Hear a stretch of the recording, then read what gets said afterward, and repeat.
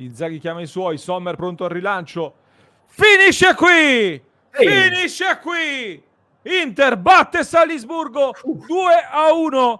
È una partita importantissima. Il gol di Alexis Sanchez ad aprire, il pareggio di Gluck e poi Çalhanoğlu sul rigore, la decide lui. Una partita che porta l'Inter momentaneamente in vetta solitaria al girone di Champions League, che indirizza nettamente la qualificazione agli ottavi. Molto dipenderà anche da quello che accadrà tra Real Sociedad e Salisburgo, ma oggi era fondamentale vincere. In ogni modo l'Inter lo ha fatto attraversando delle fasi di gara un po' complicate, un po' complesse, per merito anche dell'avversario che è venuto a San Siro. Lo abbiamo visto, Simo, giocandosela proprio sapendo che non avevano nulla da perdere. Lo si è visto anche nell'atteggiamento molto aggressivo che hanno avuto, anche il numero di falli altissimo, i falli commessi dal Salisburgo. Ci hanno pressato, lo hanno fatto bene, ci hanno messo in difficoltà in alcuni momenti, ma l'Inter ha saputo gestire da grande squadra, ha saputo accelerare per trovare il gol del vantaggio e poi di nuovo quando c'è stato da premere sull'acceleratore per riportarsi in vantaggio dopo il pareggio subito. 3 punti pesantissimi, perché l'obiettivo principale rimane in questo momento sempre la qualificazione agli ottavi di finale di Champions League, che adesso l'Inter vede davvero vicina. Era una vittoria da conquistare per questo, a prescindere dalla qualità del gioco. Non dimentichiamo che l'Inter avrà una trasferta pesantissima al Dalus col Benfica nell'infrasettimanale fra la trasferta di Torino con la Juve e di Napoli col Napoli. Quindi è fondamentale arrivare a quella partita o con la qualificazione già in tasca, sarebbe il top, o quantomeno con la possibilità, con l'esigenza di non dover vincere per forza, perché quella diventa veramente complessa. Quindi oggi contavano i 3 punti, punto e fine.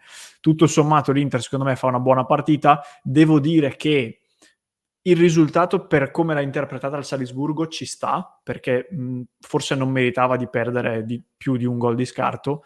D'altro canto va anche detto che il Salisburgo fa un gol trovando, non dico l'unico tiro, perché anche all'inizio c'era stata una buona parata di Sommer su Gluck dopo pochi minuti, però i tiri pericolosi sono 2, in totale in porta sono 6, ma mi pare che gli altri siano tutti dei colpi di testa abbastanza centrali e non particolarmente pericolosi, quindi sono stati bravi a concretizzare una delle pochissime occasioni, però l'Inter comunque non ha sofferto tantissimo. È stata forse un pochino meno pericolosa davanti, oggi pochissime ripartenze, loro nonostante attaccassero ci hanno coperto molto bene il campo, abbiamo avuto pochissimi spazi per provare a correre e quindi siamo stati un po' meno pericolosi lì, però ribadisco, in Champions League contano i punti, contano i risultati e oggi l'Inter doveva vincere e ha vinto.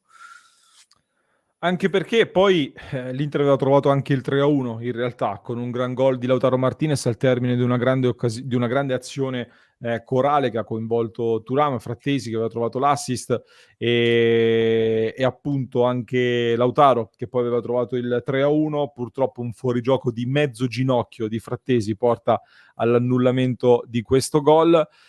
In una partita in cui, non lo so, io sto leggendo tanti commenti, è stata una prestazione dove nel primo tempo si è visto partire meglio il Salisburgo e creare la prima occasione da gol. Poi l'Inter ha avuto una fase in cui ha ripreso il controllo e sembrava crescere.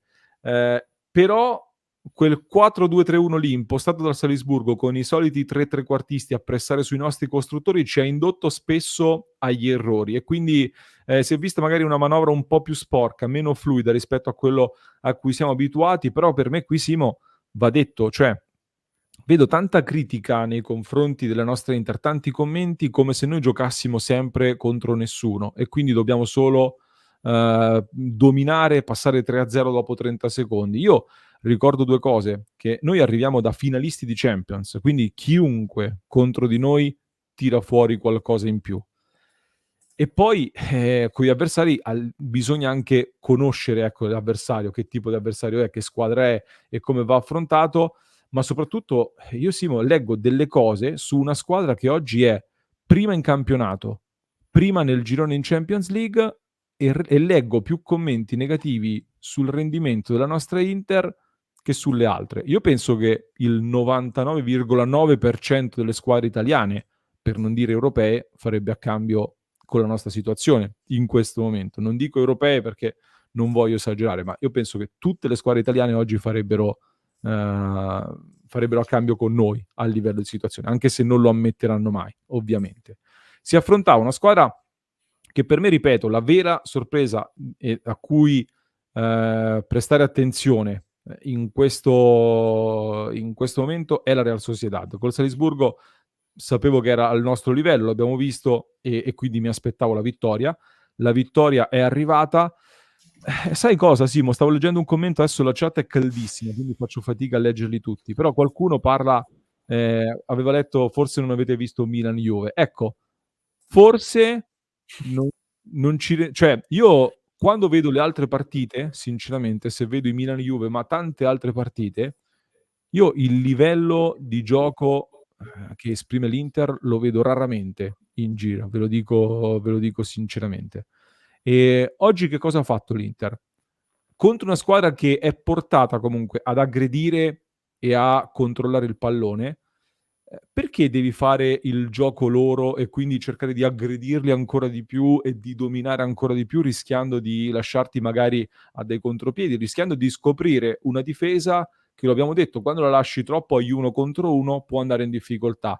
Giocare più equilibrato ti permette di farli girare anche un pochino a vuoto. L'Inter all'inizio sì, doveva prendere un po' le distanze, ma dopo aver preso le distanze io critico alla fase difensiva il non aver interpretato meglio alcune situazioni come quella del gol, dove si era già avvertito il rischio prima. Su queste sventagliate a cambiare campo già eravamo andati un pochino fuori fase, quindi quella singola situazione lì, dico, poteva essere gestita meglio.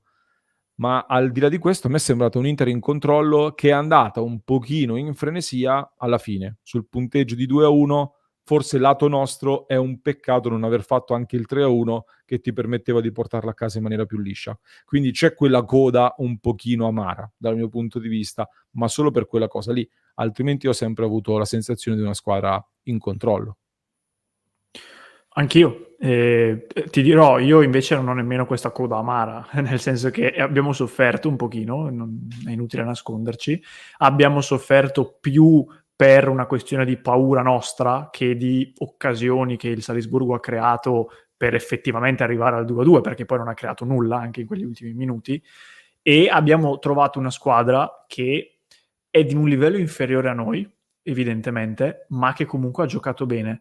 E ci sono partite dove affronti squadre più importanti di quello che poi il risultato dice, esempio Inter Milan 5-1, ma esempio anche Inter Fiorentina 4-0, partite dove il dislivello nel punteggio non è equiparabile a quello sulla carta, e ci sono partite dove avviene la dinamica opposta, cioè un dislivello più ampio sulla carta che però nel punteggio non si traduce in questo modo. Fino a pochi minuti dalla fine anche col Torino era stata una gara così, poi è dilagato e hai vinto 3-0. Io non credo ci sia da vergognarsi in questo. Ho visto prestazioni sicuramente migliori dell'Inter rispetto a stasera, ho visto prestazioni nettamente peggiori dell'Inter di stasera. Quindi anche se ha vinto di un solo gol, anche se ha vinto 2-1, io non ho visto una partita così negativa, se non nei primi 15 minuti, dove però comunque può capitare che tu debba prendere un attimino le distanze, e come dicevi tu, magari nel finale, dove però arrivi con qualche giocatore, secondo me Inzaghi avesse avuto ancora 2 cambi, per me per esempio Bastoni l'avrebbe cambiato, e forse anche Carlos Augusto, quindi qualcuno di stanco c'era. Loro non avevano nulla da perdere, dovevano provare a recuperare e ti hanno messo un attimo lì per 5, 7, 8 minuti, ma ribadisco comunque senza creare nulla.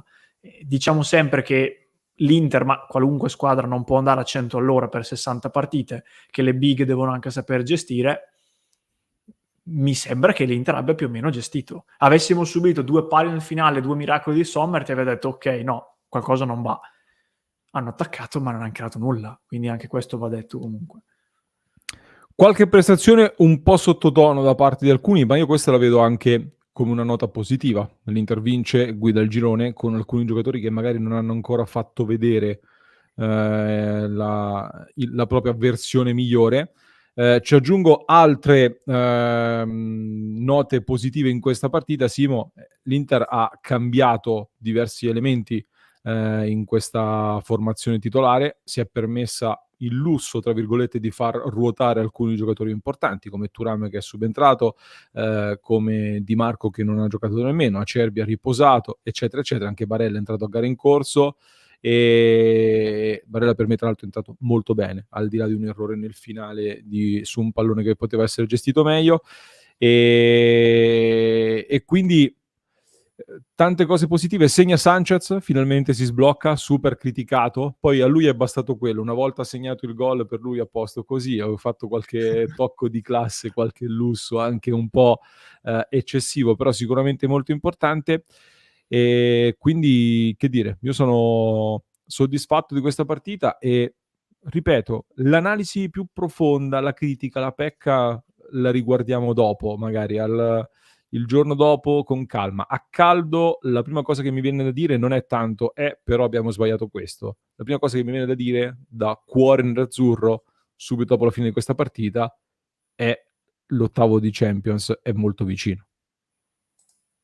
Che è fondamentale a livello economico, ma anche perché, come hai detto all'inizio, arrivi a questa edizione della Champions da vicecampione e non è che puoi continuare a ragionare dicendo faccio il compitino. Cioè, l'ottavo è proprio il minimo raggiungibile, a maggior ragione con questo girone che obiettivamente è più facile della media, diciamo così. Quindi l'importante è arrivare lì. Poi comunque siamo ancora nel bel mezzo dell'ennesimo tour de force con tante partite ravvicinate, siamo all'inizio, però comunque ne avremo un altro, abbiamo la Roma fra pochi giorni. Ripeto, esattamente come a inizio stagione dicevamo che bisogna saper gestire certe partite perché poi non puoi andare sempre a questa velocità, non capisco perché quando poi gestisci si dice il contrario, cioè no, bisogna vincere 6-1. Poi, come diciamo sempre, affronti anche un avversario. Il Salisburgo non è il Liverpool, però se fa una buona partita gli va dato atto. Io di squadre che riescano a limitare all'Inter le fasce laterali in costruzione e il campo da prendersi in ripartenza quando si sbilanciano, ne ho viste poche negli ultimi 3 anni. Oggi il Salisburgo nella maggior parte della partita lo ha fatto. Poi in qualche caso l'Inter è stata poco lucida nella scelta e quindi magari ha sprecato delle azioni per passaggi sbagliati nella scelta, nell'esecuzione, però comunque il Salisburgo per i valori che ha secondo me ha fatto una buonissima partita. E allora perché non bisogna dare anche qualche merito all'avversario? Non è che giochi da solo, No, se non vinci 3-0 dopo 15 minuti, i commenti sono quelli. Ringrazio De Pica Pica, grazie mille, 3 punti importantissimi. Grazie mille per la super chat di fine partita. Grazie Vugio91, grazie mille. Mandaci anche un messaggio così lo leggiamo, ti ringrazio di cuore. Simo, non so se hai altro tu da aggiungere, le pagelle saranno a parte come sempre, quindi chiudiamo qui. Adesso siamo in attesa del risultato tra Benfica e Real Sociedad, partita che può avvicinarci ulteriormente al passaggio del turno, quindi seguiremo con grande interesse. Vi ricordo di iscrivervi al canale se non l'avete ancora fatto, lasciateci anche un bel mi piace e valutate la possibilità di abbonarvi per sostenere il nostro progetto ed accedere a una lunga serie di vantaggi come la possibilità di recuperare in differita anche tutte le nostre dirette.